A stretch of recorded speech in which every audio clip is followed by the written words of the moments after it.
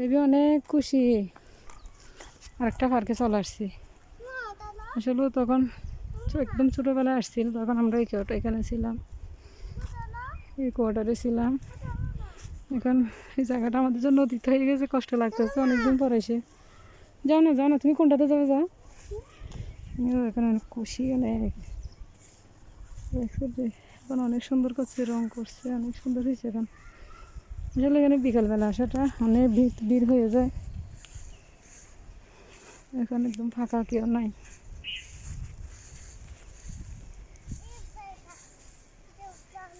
স্কুলের পাশে আমাদের বাসা ছিল, এখন আমাদের জন্য অতীত হয়ে গেছে আমার। আর হামবেবি তো দেখে অনেক খুশি, ও তো এগুলোর জন্য আগে অনেক ইয়ে ছিল,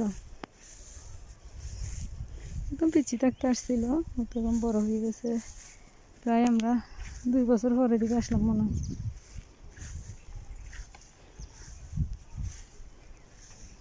কি খুশি আসলে, এরকম বাচ্চাদের ছোটো ছোটো অনুভূতিগুলা মায়েদেরও হয় অনুভূতি। ও একজাস্ট আসলে ওই যে এখানে কত আসতো, এখানে থাকলে এখন আমার লিটারলি কষ্ট লাগতেছে।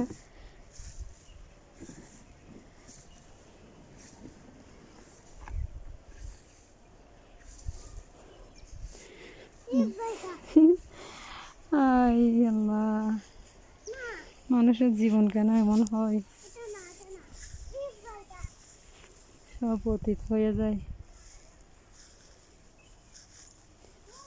এই যে আমাদের দেখছো, আমাদের বিল্ডিং দেখছো বাবা, আমরা এই বাসাতে ছিলাম তুমি যখন পিচ্ছি ছিলা।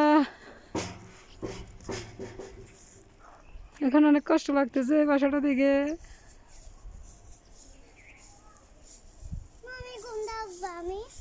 তুমি কোনটাতে যাবা তুমি? ও আসলে খুব এক্সাইটেড, কোনটা রেখে কোনটাতে যাবে না। জীবন কারোর জন্য থেমে থাকে না, চলার পথে ঘড়ির কাঁটা যেমন কারোর জন্য থেমে থাকে না, সাঁতারের ঢেউ থেমে থাকে না, আসলে জীবনে এরকম। বিয়ের পর থেকে জীবন কাটানো ক্যান্টনমেন্টে, হুট করে 2 বছর ধরে আমরা বাইরে। এখন কারণ আমার এই বেবিটা এখন ক্যান্টনমেন্টে বড় হওয়া হচ্ছে না, বেরোটা হচ্ছে না কি। ওর বড় ভাই বোনরা তো অনেক খেলাধুলা করে ক্যান্টনমেন্টে জীবন কাটেছে, এখন যে শহরে থাকি বন্দি জীবন 4 দেওয়ালে। আসলে জীবনটাই এরকম।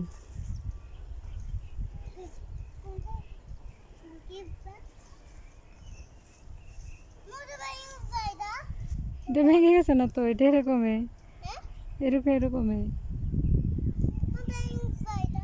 ভাঙানো তো বাবা, ভাঙানো তো। এটা বসার জন্য, এখানে বিকেলবেলা আন্টিরা এসে সবাই বসে।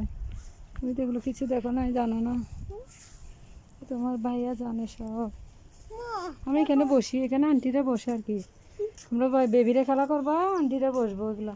চল তুমি খেলা করবা। এটা ছাতা তাই? ওকে, সব জানো।